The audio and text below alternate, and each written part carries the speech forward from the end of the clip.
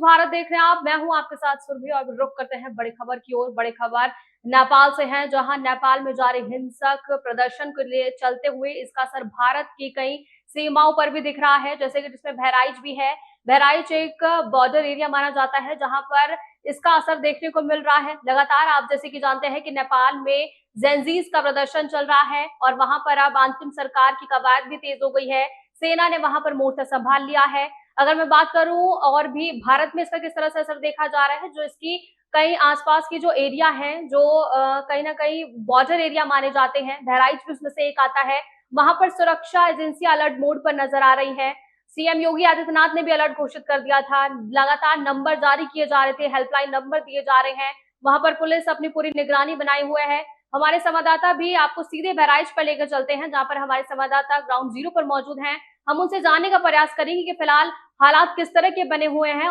3 दिन से ही लगातार अलर्ट पर थे और हम लोगों को जो सूचनाएं मिल रही थी उसके हिसाब से हम लोगों ने व्यापक पुलिस प्रबंध कर लिए थे। और ये कल की ही बात नहीं है, 3 दिन से हम लोगों की ज्वाइंट पेट्रोलिंग, जो बॉर्डर गार्डिंग फोर्स हमारी एसएसबी है उनके साथ समन्वय, उनके साथ उनके वरिष्ठ अधिकारियों से वार्तालाप करते हुए जो भी हमारे पास इनपुट्स आ रहे थे उसमें जिला पुलिस तरफ से एक्स्ट्रा फोर्स दे करके हम लोग लगातार पेट्रोलिंग और सतर्क दृष्टि रखे हुए हैं। फिलहाल स्थिति यहाँ पर पूरी तरीके से शांतिपूर्ण है। कोई भी इवेंट ऐसा नहीं है जिससे कोई अभी परेशानी हो रही हो, और जो भी इवेंट्स है वो नेपाल के अंदर है।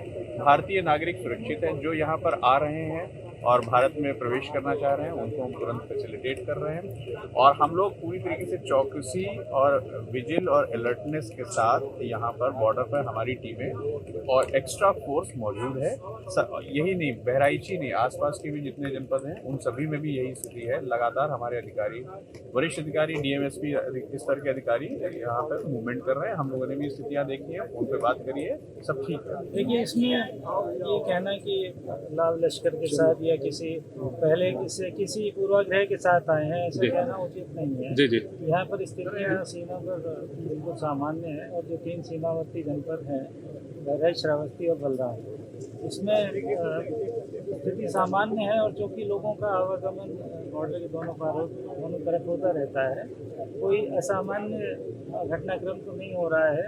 इसका जायजा लेने के लिए हम लोग यहाँ पर आए। फिलहाल सर बॉर्डर पे जो है आवागमन रोका गया है, तो ये कब तक उम्मीद किया जा रहा है, कब तक?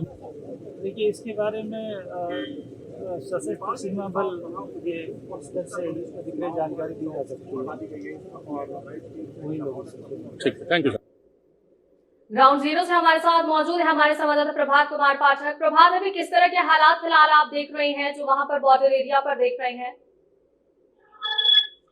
जी, आपको बताना चाहूंगा कि इस समय की जो हालात है वो नॉर्मल है, स्थिति सामान्य बनी हुई है।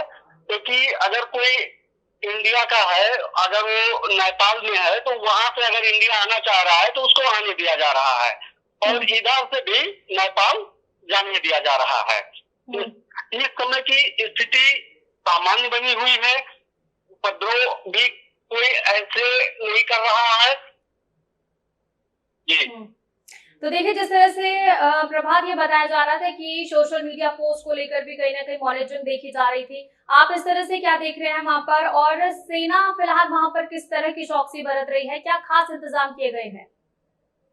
जी, इस समय नेपाल आर्मी पूरी जिम्मेदारी अपनी देख रही है और सारी जो कुछ भी व्यवस्थाएं वहाँ की है, अब वहाँ की आर्मी अपने हिसाब से काम कर रही है और किसी भी तरीके से अब कोई बवाल नहीं हो रहा है, ना कोई उपद्रव हो रहा है। उपद्रवियों को भी समझा बुझा के उनको भी शांत कराने का प्रयास किया गया है आर्मी के द्वारा, और शाम 5 बजे से सुबह 6 बजे तक आर्मी के द्वारा कर्फ्यू भी लगा दिया गया है।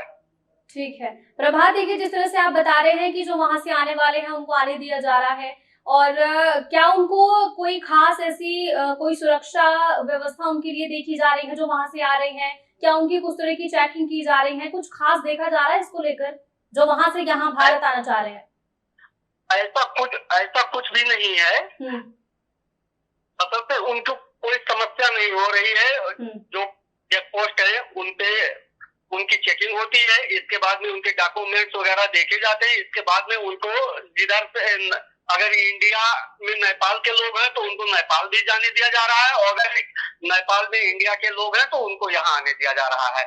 और सबसे ज्यादा अगर नुकसान हुआ है तो वहाँ के सार्वजनिक और सरकारी संपत्तियों का हुआ है।